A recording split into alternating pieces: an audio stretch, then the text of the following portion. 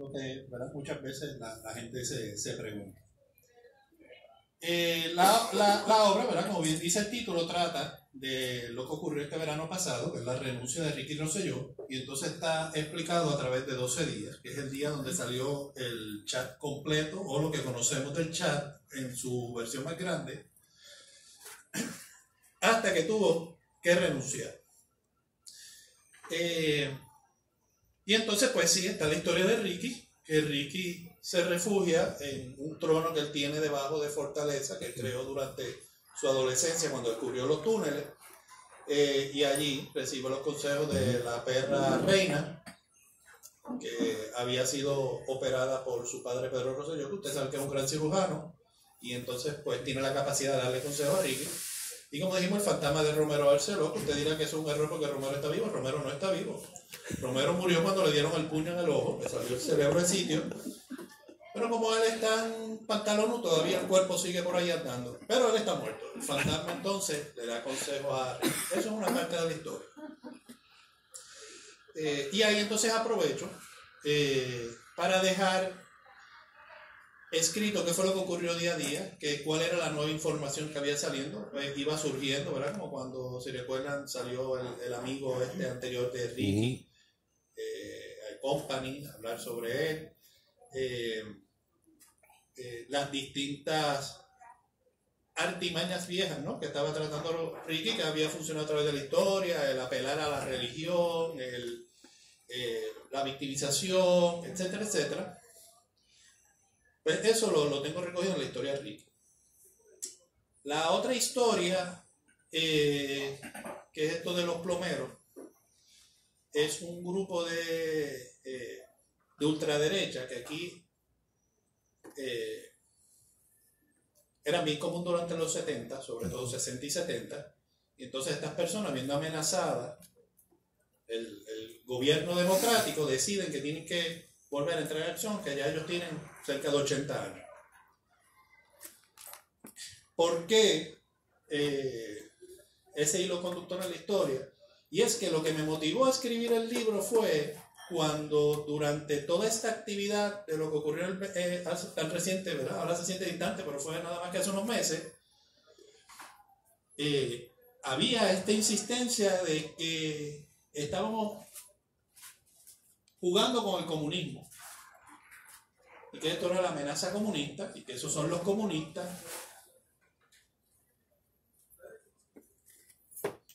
Y ahora les voy a dar un dato sobre mí. Mis padres son cubanos. Nada malo con los cubanos. Hay muchos tipos de cubanos, pero había un tipo de cubano exiliado, como lo era mi padre, que pienso yo, ¿verdad?, que sintiendo que no podían luchar el comunismo en su país, decidieron pelearlo aquí, en el exilio. Con todo lo que ellos entendían que era amenazar, no solamente aquí, sino en Estados Unidos, donde se sintieron traicionados por Kennedy cuando les hizo el fiasco de la Bahía de Cochino. Y como ustedes saben, no sé si saben, el grupo de los que estaban ayudando en lo de Watergate a Nixon eran exiliados cubanos y se llamaban los plomeros, que es una casualidad que alguien me observó después. Mira qué genial que usaste aquello. A lo mejor tenía la relación que trae en el cerebro. Con esto les quiero decir que yo sé cómo piensa esa extrema, ¿verdad? Yo soy ahora, desde hace muchos años, una persona muy liberal y critico muchas cosas también, de quienes me leen, de las alas muy liberales, porque yo sobre todo estoy en contra de lo irracional, más que si de un lado o de otro. Así que yo entiendo que eso me permite retratar cómo piensa cada lado de la ecuación. Y yo puedo entender un poco de dónde sale este asunto del miedo al comunismo. Y ahora les voy a añadir otro dato más. Que este sale después de mi intención de empezar a escribir, pero entonces veo que es una necesidad. Y muchas personas que han leído el libro, si ustedes leen las reseñas en Amazon, dicen que lo más que les encanta el libro es lo mucho que aprendieron de la historia de Puerto Rico. De una manera bien breve. No es que haya mucho la historia de Puerto Rico, es que hay cierta historia de Puerto Rico que nosotros ignoramos. Siendo mucho más joven, por otra cosa que iba a escribir y que abandoné, yo empecé a leer periódicos viejos en la universidad, que eso es de microficha, y me encuentro con un titular del 1950 de que habían bombardeado Utuado. Como que bombardear Utuado, empiezo a leer todas esas cosas. Yo desconocía de la revuelta del 50 y todavía contemporáneos míos hablo de eso y dicen que no sabían de eso. Tengo una revuelta en el 50.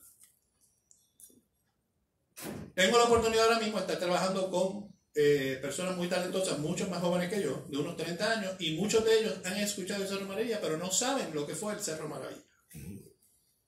Entonces, yo sé, no es quedarse viviendo en el pasado, que es rápido lo que la gente dice, dicen hay que pasar la página. Es cierto, hay que pasar la página, pero para pasar la página hay que leerla. Usted no puede coger un libro y estar pasando los capítulos sin leerlo, porque si no, no va a entender los siguientes capítulos. Yo no le estoy diciendo que se quede en el capítulo pasado. Yo estoy diciendo que para que tú entiendas este capítulo, tú tienes que conocer los anteriores.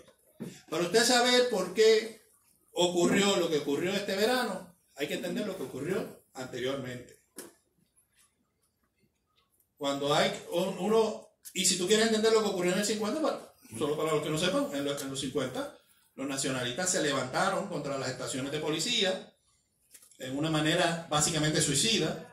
Pues yo creo que más que esperar éxito era hacer crear una reacción o llevar un mensaje o llamar la atención. Entonces hubo todas estas cosas en distintas partes de la isla que hasta se llegaron a meter en Fortaleza y los mataron allí en el jardín, a la mayoría de ellos. Ahora mucha gente conoce bien esa historia porque si leen La guerra contra los puertorriqueños se trata de ese incidente. Y no le hagan caso a las críticas que digan porque estas cosas van a pasar, la gente le va a buscar errores para restarle valor. Lo importante es, ¿verdad?, lo que está allí recogido. Pero entonces, ¿por qué ocurre eso? Okay, pónganse ahora en la perspectiva, por eso digo, hay que ir viendo los capítulos anteriores. ¿Por qué esta gente hace esto cuando hay los métodos democráticos? Lo que la gente dice rápido, los que le han lavado el cerebro, con esta creencia de que porque tú, de 365 por 4, no sé cuánto es, pero de que cada 1300 días tú vayas un momento a votar, ya tú estás representado y ya existe un sistema democrático por eso. La gente, esa es su reacción, pues, el que esté en contra del gobierno, pues para eso están los sistemas democráticos. Pues vamos de nuevo a 1950.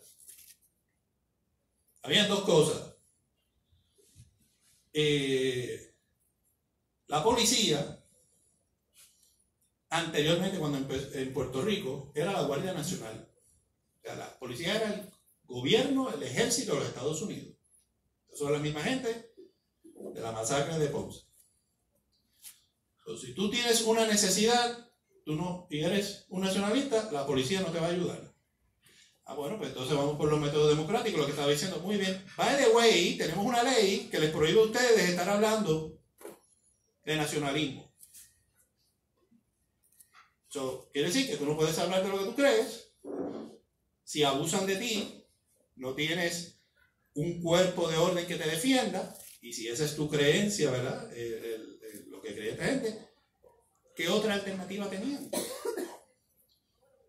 Esto es lo que yo trato de ir recogiendo en el libro. Y lo voy tratando de llevar poco a poco, que vayamos entendiendo por qué viene este asunto de la gente que protesta contra la policía, de por qué son los estudiantes universitarios contra la policía. En los 70, que ya mucha gente se ha olvidado también de todo eso que ocurrió, los policías del Cerro Maravilla habían estado durante unos enfrentamientos violentísimos donde mataron a 2 policías en la Universidad de Puerto Rico. O sea, la gente estaban locos por matar a un universitario. Y tú sigues llevando y vas entendiendo cómo tú llegas a un momento en la historia donde hay unas personas que se han criados sin haber cuestionado este asunto de que protestar es comunista o es antipatriótico o antiamericano. Que como muchas personas que fueron a protestar saben, obviamente que es absurdo, porque ahí había montones de personas, o sea, por la cantidad de personas que participó en el país, la cantidad de personas que sabemos que son afines con las políticas de Estados Unidos, sabemos que no estaba relacionado a eso. Que era un asunto, todos tendrán su interpretación, ¿verdad? De que la tolerancia, ¿verdad? Por distintas razones, yo creo que se ha ido terminando. De que tenemos una generación, y yo sé que me van a decir que había gente de generaciones anteriores que estaba allí, yo estaba allí, pero no hago mal en generalizar la percepción de que nuestros padres eran más afines a la política partidista, porque quienes tienen mi edad recuerdan lo que eran las múltiples caravanas, versus cuál es la participación y la capacidad que tienen hoy en día los partidos de pedir esa lealtad ciega. Estoy hablando muy serio por un libro que es básicamente escrito de una manera irreverente, voy a usar esa palabra. Una de las razones por la que le insistí a Alberto que presentara, no solamente porque es una persona que ha dedicado su vida y su talento a la defensa y no solamente a la literatura, sino especialmente a la literatura local, sino que también él comparte esta necesidad de evitar el elitismo literario, de que la literatura es una cosa que pertenece a ciertas clases intelectuales y que eso es lo que es literatura y el resto no. Inclusive, nosotros cuando nos conocimos la primera vez, porque me invitó a hablar en su clase de cine, porque yo era crítico de cine de primera hora. Con esto les quiero decir que no es que uno viva solamente enamorado de las palabras, uno vive enamorado de las historias, de transmitir historias, emociones, pensamientos, reflexiones. Y para eso tiene que haber una representación, ahí sí tiene que haber una democratización de interpretación. Por eso es lo genial de las redes. Muchas personas amantes de los libros, ¿verdad? Le causa repulsión las redes porque entienden que está robando la lectura. Yo no creo eso. Igual que pensaban que la televisión se iba a robar el cine o todas estas cosas, son medios completamente diferentes y son experiencias distintas. Las redes permiten que ahora todo el mundo sea escritor. No estoy diciendo que todo el mundo es un buen escritor, pero como de todas maneras no hay manera de definir lo que es un buen escritor, es lo que cada cual quiera. Pues ese es lo fascinante de eso. Y una de las insistencias que tengo, y perdón que vaya divagando, pero es que como no tengo notas, es que tenemos que movernos a que ese talento que yo noto que está en las redes sea también partícipe de la creación de los libros. Los libros tienen una peculiaridad que no tienen las redes. Este es el carácter permanente. El atractivo de las redes es la inmediatez. Lo que tú escribiste hoy ya en 2 meses nadie lo está leyendo ni lo está viendo. Es como una revista, es como la prensa. Pero el libro tiene esta no solamente el cuestión del romanticismo físico de lo que es el libro, es lo universal, ¿no? A través del tiempo que tiene. Y yo creo que mucho de este talento en las redes, ¿verdad? Por eso me alegra que esté Gerardo aquí. Gerardo es otro joven que escribe en las redes, muy talentoso. Quizás muchos conozcan a Alexis Zárraga, colega mío, y le estuve hablando por la hora hasta que publicó el libro de la Revolución Estadista, que está por ahí. Yo escribí la introducción, así que voy a decir que el libro es mío también. Porque es talento que uno ve que tienen para hacer narración, pero piensan que eso de los libros, eso es para otra gente, eso es para intelectuales, y eso hay que romperlo. Entonces, son muchas de las cosas, ¿verdad?, por las cuales me era importante escribir el libro. ¿Está bien? Yo estoy tratando de no pensar en generaciones divididas, aunque sea una realidad, o de izquierda o derecha, sino tenemos que ver cómo nos quedamos atrapados en esos 12 días. En esos 12 días donde no es si tú eres de aquí, tú eres de allá, si tú eres joven, si tú eres viejo, si tú eres blanco, si tú eres negro, todo el mundo estaba junto, todo el mundo disfrutaba, todos los que tuvieron saben la experiencia que les estoy diciendo. Y puede sonar como un cliché, pero yo creo que es de las veces que más puertorriqueño me sentí. Yo aprecio mucho que estén aquí compartiendo, ¿verdad? Para un autor es bien importante poderle presentar a la gente su libro. Sobre todo un momento importante en mi vida, así que gracias por ser parte de él. Me parece que entonces lo que va después de esto es, si hay alguna pregunta en particular, la contesto. Si no, pues recuerden comprar el libro. Además de La noche que renunció Ricky, pues tengo mi novela anterior, que es La gran novela boricua. Ahorita cuando estaba hablando, empecé a hablar del humor. Ahora que dije La gran novela boricua, pero La gran novela boricua, tiene alguna cosa más profunda. La gran novela boricua es una cuestión completamente irreverente, tratando de recoger varias cosas de Puerto Rico. Yo uso mucho la palabra irreverente, porque de nuevo el elitismo literario le tiene repulsión al humor, porque eso no es serio. Pero si a usted le hubiera dado la gana y nadie le dice nada, y usted lee a García Márquez, usted hubiera dicho que es humor irreverente hasta que alguien le dice, no, eso es realismo mágico. Llámalo como usted quiera. Yo lo puedo llamar absurdo. Yo lo que llamar realismo mágico para que suene más literal, está bien. Llámalo como tú quieras. Tengo otros libros que no he anunciado oficialmente, pero Casa Norberto me los pidió para tenerlos. Tengo también una colección de la columna de La Vida Misma, que se llama así mismo, La Vida Misma tomo 1, que tiene unas 40 columnas, muchas de las que la gente me pedía mucho. Esto es la columna que yo tenía en primera hora, y otras que escribí, unas pocas que escribí para el libro, especialmente, y La Memoria del Olvido, ese no es de humor, eso es un thriller de misterio, que es otro género que disfruto. Y nada, ahora sí, preguntas entonces que tengan en cuanto al texto, si alguna. ¿Tú me estás filmando? Sí. Está para las redes. Porque las redes que nadie me preguntó nada. Hablaste tanto, sin preguntarte, imagínate. Bueno. No, yo te voy a hacer una pregunta. Sí, claro. ¿Estás pensándola? No, estoy haciendo una señal. La literatura, como yo la consigo, requiere distancia. Una distancia siempre entre lo que se dice y entre lo que se está diciendo. ¿Tú crees que tú tuviste una distancia suficiente? Ok, él pregunta, es bien buena la pregunta, ¿verdad? Que el autor debe mantener una distancia. Yo creo que de la manera en que lo pude o aspiré a lograrlo, no, quizás la percepción no es esa, es, como dije, que conozco los dos extremos. A veces me paraba en este extremo y a veces me paro en este. Porque no dejo de reconocer en la historia ciertas acciones que considero violentas y tristes de parte, ¿verdad?, de la área nacionalista,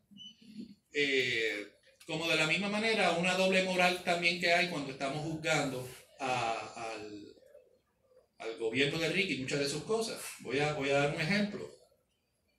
Y es que yo escucho mucho la queja del amiguismo, con la que yo estoy de acuerdo. O sea, gran parte del problema de corrupción es que yo, en vez de buscar a la mejor persona para hacer este trabajo y me dé el mejor precio, voy a usar a este amigo mío. La historia de esto es histórico. O sea, de Fortunio dándole la vía verde a un amigo de la niñez que no tenía ni el grado de ingeniería. Eso es una parte. Pero en cambio, nadie tiene problema con haber conseguido su trabajo en gobierno por pala.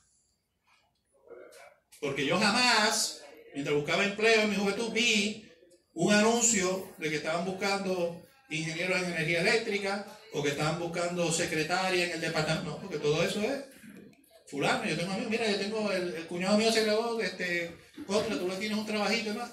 Y los boricuas ahí hacen la excepción. Está bien, ahí el favoritismo no está mal. Hay cierta, no voy a decir hipocresía, ¿verdad? Pero tenemos que ser, tenemos que vernos. O sea, tenemos que vernos. Tenemos que ver qué cosas nosotros hemos aceptado como país que son aceptables y después queremos pretender que no lo sean. No es solamente pedirle cambio a los que están en el poder, tenemos que cambiar nosotros también. Si no queremos que haya abuso del poder, no nos aprovechemos del abuso del poder. Más o menos, ¿me hace que contestar la pregunta o no? No, Nada en lo absoluto. ¿Qué distancia tú quieres decir? Una distancia temporal. Una de tiempo. Vamos Ok. a comenzar por esa distancia. Ok, gracias. Ok, para ser más específico. Ok. Que el libro se haya escrito muy pronto después del evento. Fíjate, yo pienso que es una fortaleza, porque mucho de lo que yo describo es porque tenía la memoria fresca, de lo que yo veía de la gente, de lo que se sentía estar allí, de cómo se veían las calles, de cuáles eran los comentarios que la gente hacía de un lado y del otro, cuáles eran esos argumentos. Todo eso lo tenía bien fresco. Si hubiera dado la distancia, en la distancia yo iba posiblemente a buscar cercanía, iba a buscar referencia para ver qué ocurrió, qué y demás. Entonces lo que iba a estar usando es la experiencia del reportero o el columnista que escribió del evento. Así que inclusive parte de mi urgencia yo diría que era eso mismo, que yo lo tenía bien fresco encima. O sea, si tú vas a escribir de un despecho amoroso, lo mejor es escribirlo en el momento que estás en el despecho amoroso y no en 2 años que tú te recuerdas de qué se sentía estar despechado. Así que no cree esa distancia. No sé si sea, ¿verdad?, lo prudente o lo recomendable. La puedo volver a escribir como dentro de 3 años, a ver si pero gracias por la pregunta. Ok, ahora entendí. Bueno, dime, claro. Después de esa pregunta tan profunda, la mía puede ser que no sea tan falsa. Pero yo sé que hubieron muchos casos, como Rodilla. ¿Hubo algún...? Muchos casos, ¿como quién tú dices? Como Rodilla. Rodilla. Ok, ahora yo explico un poco quién era Rodilla. Perdón, llegué tarde, no sé si lo toqué. No, pero es que me imagino que hay algunos que no han leído el libro, yo explico. Ajá, hay muchos casos como el de Rodilla. ¿Existió algún caso real que te haya inspirado a ese personaje? Muy bien. Rodilla es uno de estos miembros de los plomeros que, como mencionó Alberto, tenían nombres de cuerpo, de partes del cuerpo humano. Rodilla no puede participar cuando se vuelve a reunir los plomeros porque compartimos la historia de lo que Rodilla, un viejo de 80 años solo, atravesó después del huracán. A través de unas 5 o 6 páginas desprovistas de humor y que aparentemente le ha causado mucho efecto a la persona. Otro que me menciona en las redes es el cuento de Rodilla, como me está preguntando aquí el compañero.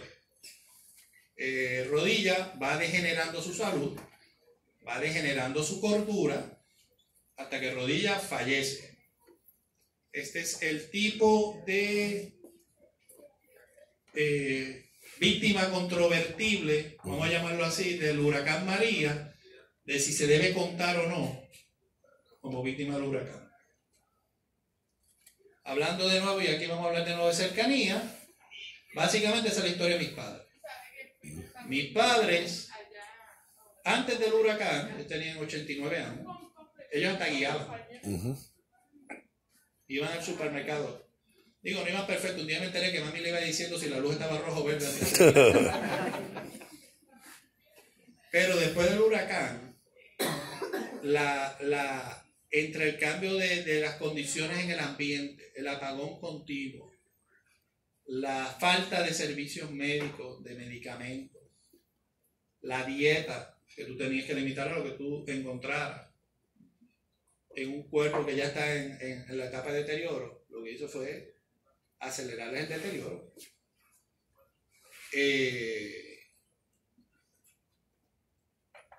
Los dos se murieron como con 5 días de diferencia. Esto va a parecer que es un cuento mío inventado de novelista, pero lo voy a hacer. Mis padres, el terror que tenían siempre era quién se iba a morir primero que quién, porque no querían dejar solo al otro. Yo no puedo dejar solo a tu padre, porque es esto, y yo no puedo dejar solo a tu madre. Inclusive un momento de lucidez en enero, esto tomó unos meses. En un momento de lucidez en enero en el hospital le pregunto a mi padre, mira, si tú caes en un estado de esto que hago, que revivirte, ponerte máquina y más, que tú quieres que haga. Él era muy cobarde para esas cosas, yo pensé que le iba a decir que lo dejaran, que se lo llevara a Pateco. ¿Cómo estás? Qué bueno que estás. Y él dijo, fíjate, si tu madre ha muerto, me dejas morir. Pero si ella está viva, me conecta, me hacen todo lo que haya que hacer para mantenerme vivo. Me voy a adelantarme al mes de marzo, ya ellos por fin les conseguí un cuido. Entonces, yo estaba básicamente tirándome esto solo encima, como dije, soy descendiente de exiliados cubanos, yo no tengo esto que si el primo, que si la esto, yo no tengo familia extendida. Mis hijas me ayudaban de vez en cuando, pero ya estaban estudiando. Mami está en el hospital, después de que le habían hecho un bypass para darle comida por el estómago, porque como van perdiendo, después no quería ni comer. Y me despido de ella en la mañana. Esto para que lo sepan, por si pasan por esto. Cuando yo la veo en la mañana, yo veo que ella está como tratando de hablar, moviendo la boca. Y a mí me da con despedirme ese día, de nuevo. Si a mí me hacen este cuento, yo pienso que ella lo está romantizando. Mami, que si te quiero mucho, esto de buena madre, bla, bla, bla. Y le di un beso y me fui. Después me entero que cuando la gente está en agonía, mueven la quijada. Porque no hice más que llegar al trabajo a la media hora y me llamaron del hospital. Ella se estaba muriendo cuando yo me despedí. Entonces, cuando llegué, ella estaba tapada y demás.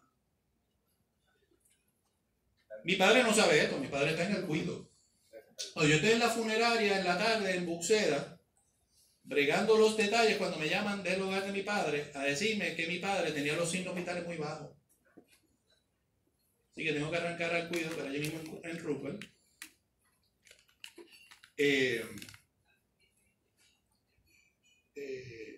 Y efectivamente vienen los paramédicos y tenían los signos vitales muy bajos, los riñones parece que no estaban funcionando. Él no sabe lo que le había pasado a mami. Esa noche yo lo llevo a emergencia y de allí me dicen que lo van a pasar a intensivo y que no saben si vaya a salir de intensivo. Lo que necesitamos saber es si usted quiere que lo resuciten, que lo conectemos a máquina. Yo no hagan nada. Llega a pasar la noche antes, todavía a lo mejor está conectado. Y entonces el miércoles se fue. Ese deterioro, perdona que haya sido tan larga la respuesta,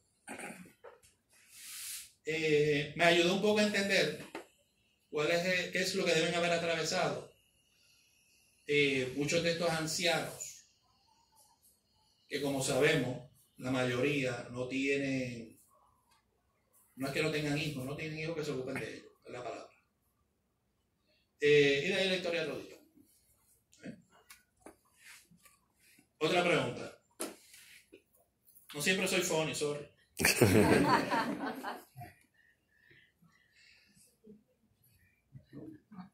Santiago, ¿cómo estás? Un amigo del trabajo.